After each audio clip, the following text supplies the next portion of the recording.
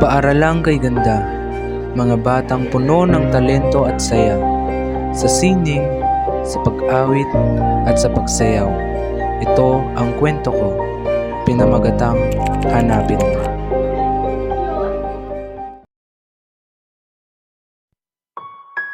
Ako si Froilan Andres, 17 taong gulang.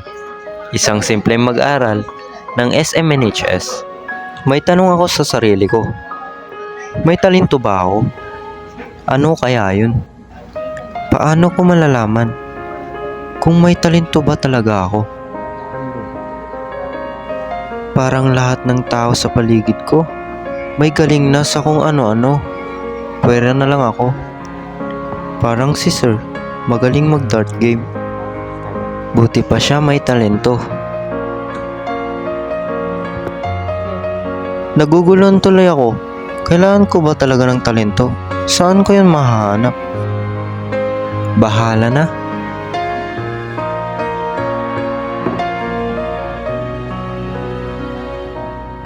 Buti pa siya marunong gumuhit. Sana ako din.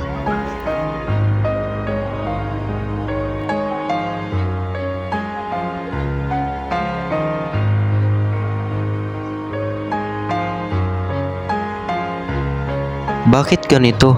Parang wala akong talento.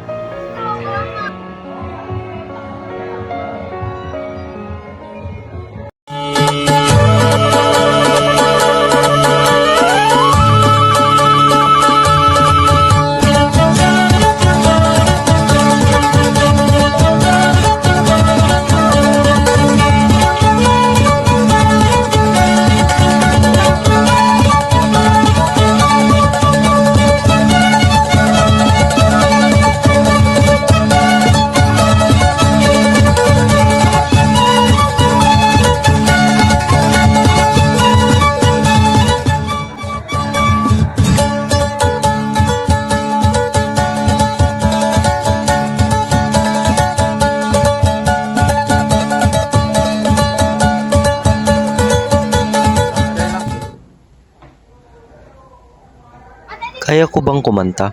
Masubukan nga.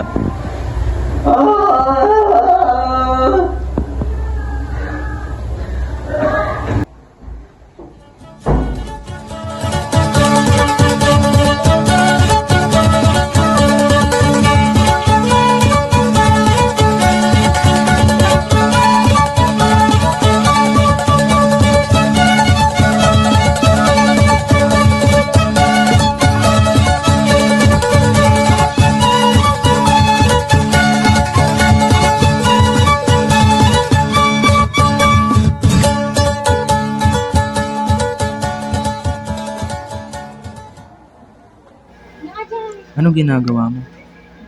Wala. Nagugulan lang ako kasi di ko alam yung talento ko. Marunong akong gumuhit. Ito, subukan mo munang gumuhit. Sige.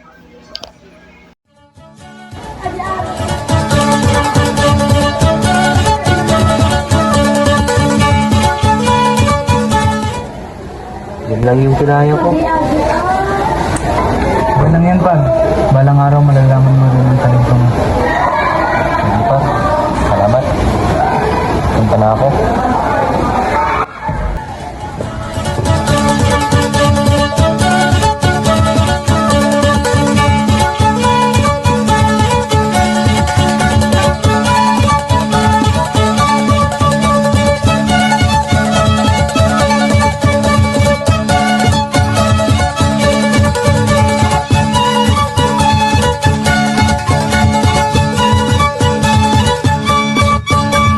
Akala ko noon, ako'y walang halaga.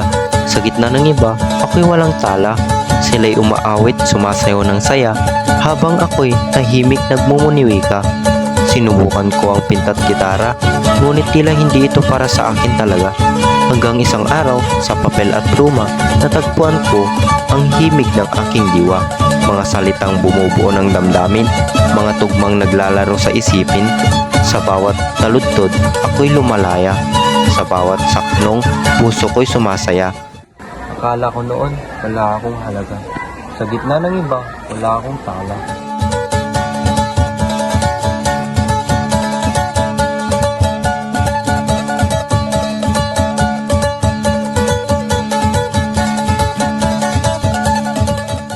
Ngayon alam ko na ito ang sa akin. Talentong hindi ko napansin. Hindi man sa kanta o sayo ko natuklasan, ngunit sa tula ko naman natagpuan ang tunay na kaligayahan.